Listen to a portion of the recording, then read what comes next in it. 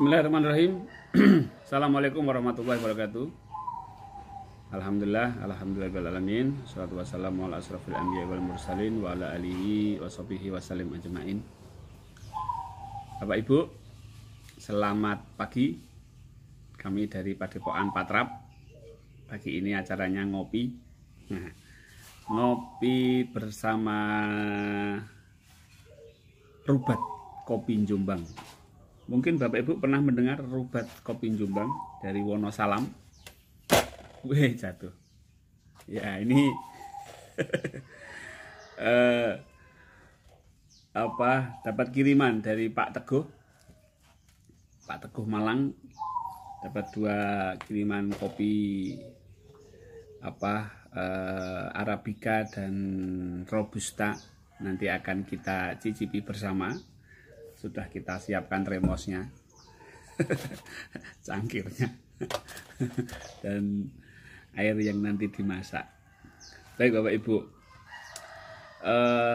nikmat sekali pagi-pagi sambil ngopi, ya, sambil membicarakan tentang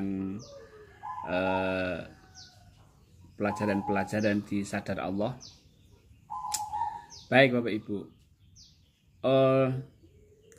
kalau kita sadar nih, ini bicara masalah sadar. Jadi kalau kita bicara sadar itu tentunya apa yang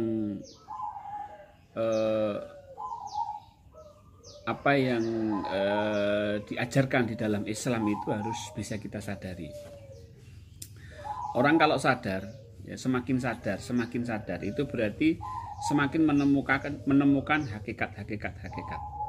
Ya. Hakikat, semakin menemukan hakikat maka akan makrifat, nah, dan seterusnya.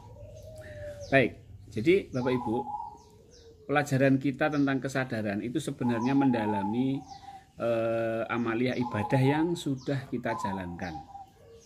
Misalnya begini Bapak Ibu, kalau kita misalnya bersedekah 100.000, ya, secara syariat ya sudah sedekah, kasihkan 100.000 kepada orang. Nah, kalau orang sadar Allah, maka sebenarnya ada satu bentuk kesadaran yang muncul ketika dia bersedekah. Apa? Misalnya sebagai bentuk pengorbanan kita pada Allah, sebagai bentuk rasa cinta kita kepada Allah.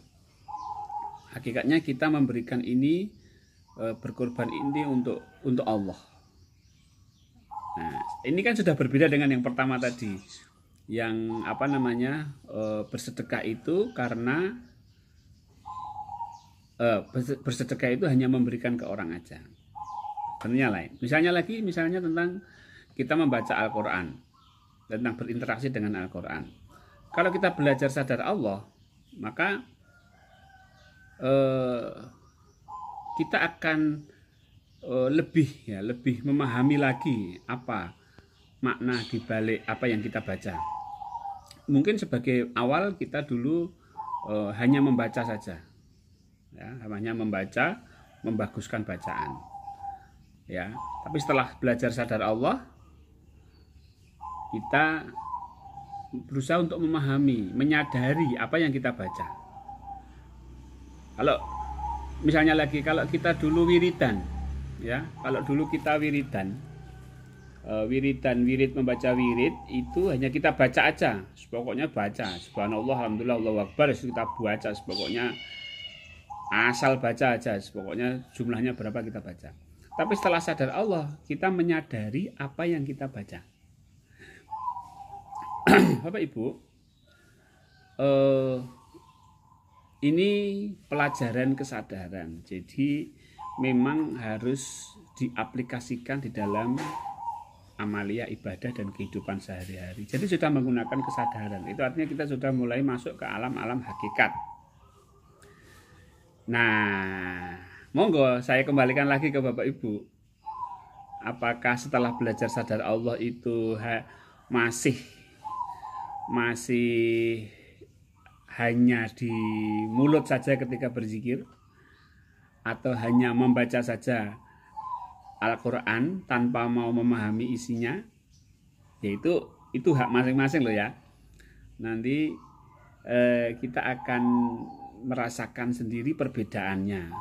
Bagaimana kita berzikir dengan sadar Allah dan kita berzikir dengan tanpa sadar Allah. Dengan sadar Allah dan tanpa sadar Allah.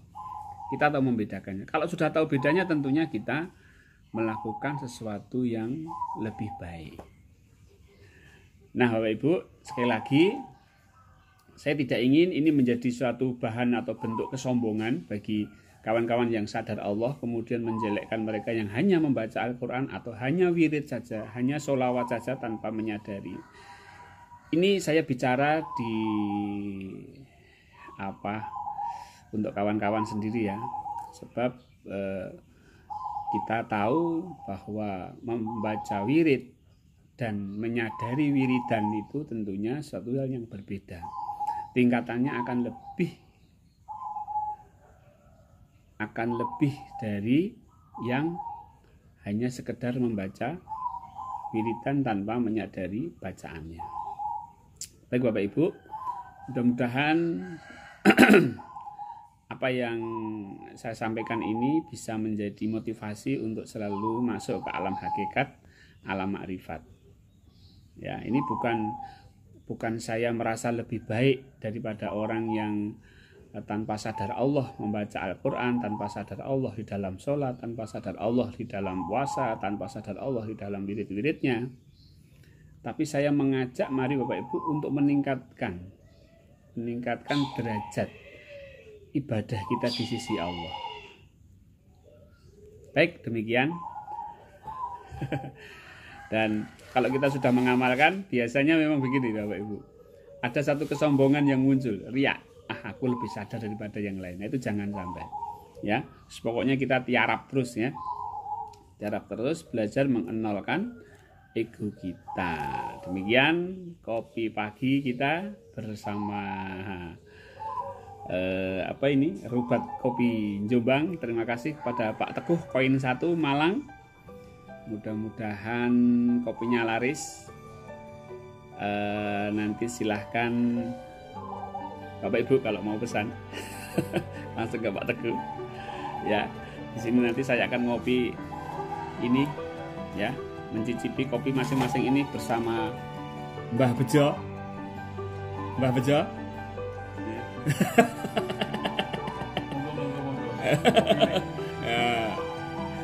Ya, nanti saya ngopi sama Mbak Bejo, menikmati kopi Rubat Kopi Jombang dan Rubat Kopi yang Arabica dan yang Robusta dari Wonosalam. Ya, terima kasih sekali lagi. Assalamualaikum warahmatullahi wabarakatuh.